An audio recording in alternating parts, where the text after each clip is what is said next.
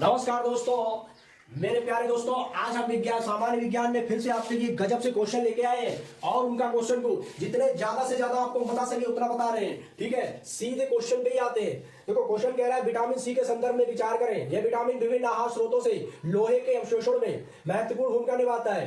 करौंदा में vitamin C और लौह प्रचुर मात्रा में पाया जाता है। तो सत्य कथन की पहचान करें। तो दोस्तों हम बात करें अगर विटामिन सी की, तो ये दोनों ही तथ्य सही है। ठीक है, क्योंकि विटामिन सी जिसमें भी होता है उसमें लौह तत्व होता ही है। ठीक है, और सबसे ज्यादा जो विटामिन होता है, तो मैं पहले ही बता दूं आपको, सर्वाधिक विटामिन सी आंवला में पाया जाता है। किसमें पाया जाता है? आंवला में पाया जाता है। ठीक है, और आंवला में पाया जाता है तो आंवला में दोस्तों क्या आयरन भी पाया जाता है।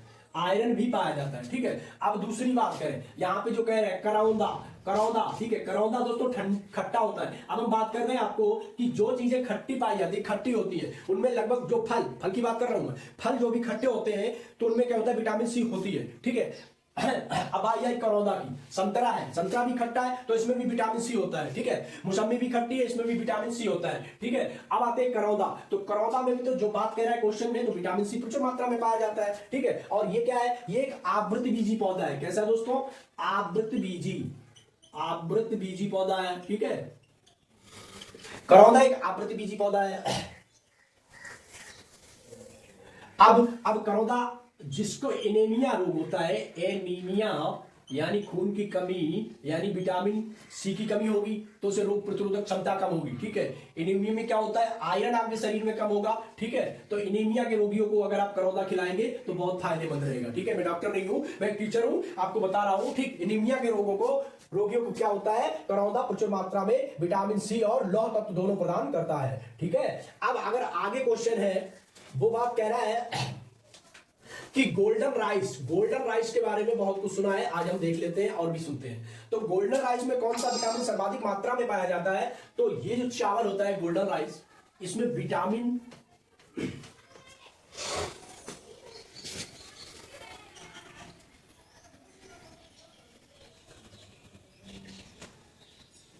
Golden rice. अब हम यहां पे गोल्डन राइस की बात करें तो गोल्डन राइस जो होता है, पहली बात करें यहां पे, तो ओराइजा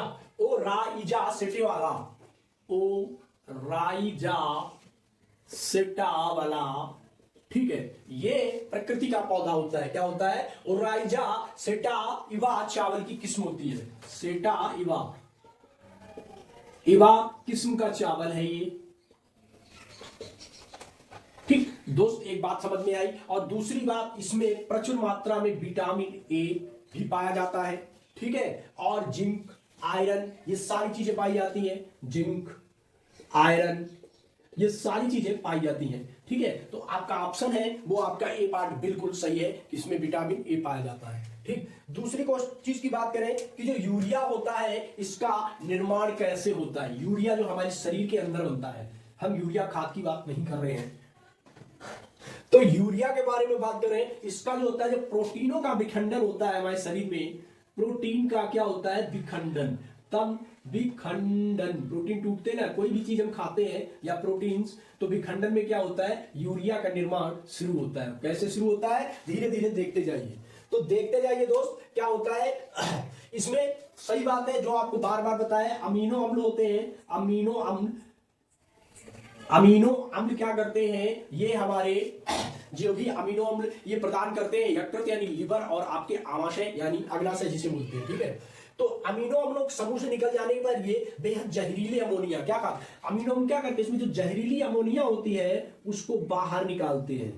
अमोनिया को क्या निकालते हैं दोस्तों? बाहर निकालते हैं, जो हमारे शरीर में जहर का निर्माण करती है। ठीक है, जहरीले पदार्थ यानी ये निकालते रहते हैं, किसमें बदल देते हैं? अमोनिया में। और यही अमोनिया हमारे लिवर द्वारा क्या करती है?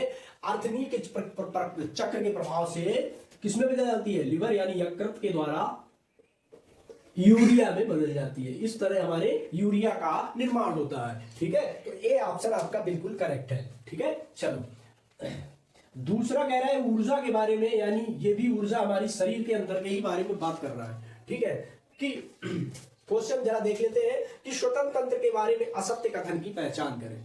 तो देखिएगा, ऊर्जा उत्पादन के दौरान ग्लूकोज का पायरुवेट में विखंडन कोशिका द्रव्य के ग्लाइकोलिसिस प्रक्रिया से होता है। वायु की मात्रा अधिकतम तथा श्वसन प्रभाव के बाद निष्कासित की जाती है। फेफड़ों का आयतन कहलाता है। अच्छी बात है। चलो अब हम ये पूरी बात बताएं आपको। तो ऊर्जा का उपयोग करते हुए पायरुवेट अम्ल का जो विघटन होता है दोस्तों, वो कहां होता है? वो माइटोकॉन्ड्रिया में होता है। किसमें होता है? माइटोकॉन्ड्रिया में होता है। माइटोकॉन्ड्रिया में होता है, ठीक, माइटोकॉन्ड्रिया में होता है। अब ये माइटोकॉन्ड्रिया ये होता है, ये हमारे क्या कहलाता है? पावर हाउस कहलाता है हमारे शरीर का।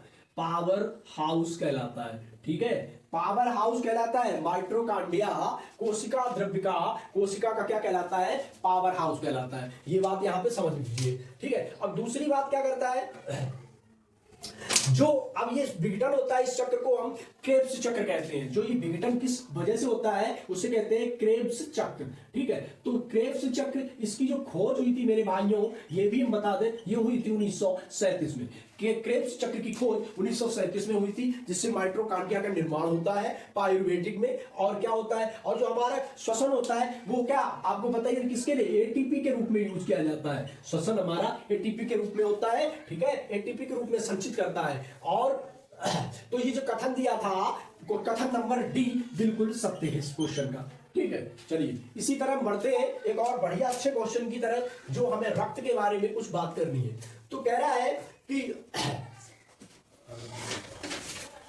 रक्त के विषय में असत्य कथन की पहचान करो।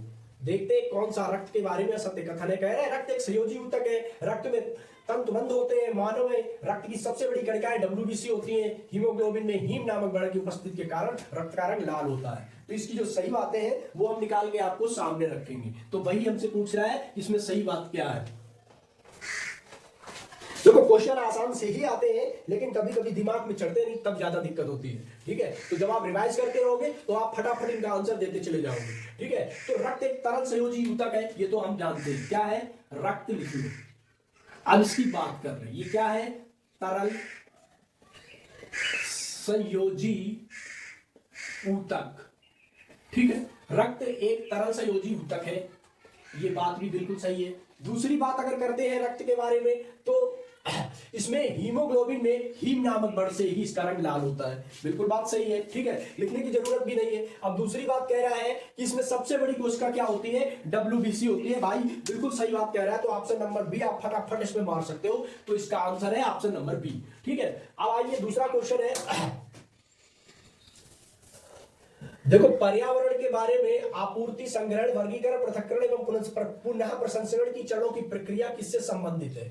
ठीक है, कंपोस्टिंग से है, ध्वनिरोधक है, पायरोलिसिस है, प्लास्टिक पुनर्चक्रण है। तो भैया ये प्लास्टिक पुनर्चक्रण है, जिसमें सबसे पहले क्या होती है? आपूर्ति, ठीक। दूसरा ऑप्शन कहता है आपूर्ति के बाद दूसरी चीज है, आगे बढ़िए, क्वेश्चन ही कह रहा है आपके सामने, संग्रहण, ठीक है, संग्रहण हो गया। आगे क्या करेगा? पृथक्करण, वर्गीकरण करेगा उसका, फिर क्या करेगा?